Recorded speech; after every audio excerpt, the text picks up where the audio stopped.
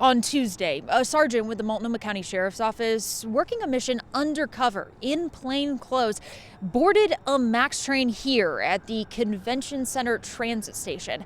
His purpose? To specifically track down people using drugs on board. That sergeant sat in the back of the car, observing the riders. According to court documents, he noticed one woman who didn't get off at the gateway stop, fidgeting with something in her hands and hiding her face with her jacket. Then he got closer, and once the train left the station, saw her light up. He's trained in knowing what fentanyl smells like. He's trained to know indicators about when someone is trying to hide their drug use. From there, documents show he called on other transit deputies who made the arrest. Of course, accountability is also the goal, but it's also to give these people an opportunity to straighten the path that they're on.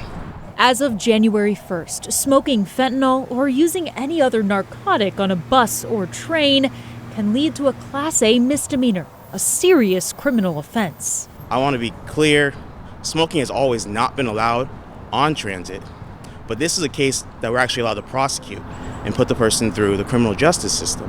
Deputy DA Julian Samuels and his colleague, Deputy DA Brian Hogan, handled transit cases. And I think using a controlled substance on a transit vehicle really brings the community into what that person is doing. It's not mere possession. Now you're using drugs, impacting all those other riders who are just trying to go to work, go to school, go about their day. We caught up with some regular riders, like Michael Zielinski. I just kind of zone out and ignore it, the best I can, and just mind my own business. He says he's glad there will be consequences for what he calls blatant usage. It's a good thing, and that's the way it should be. I mean, come on, there's got to be some kind of cap or control to the madness, I don't know if they should go to jail for it, but I think it should be some kind of penalty. Others, like Jarvis and Maggie, who ride TriMet usually 3 times a week, have mixed feelings about the new law, recalling one overdose they've witnessed on board. We have seen people using fentanyl on the train. I don't tell on them, though. It's not my business, but I don't think it's appropriate. And it's a sad thing to see. And there's a little kid, I think, on the bus, who's like, "Mama, what's going on?" So it's not okay. People need to be more mindful.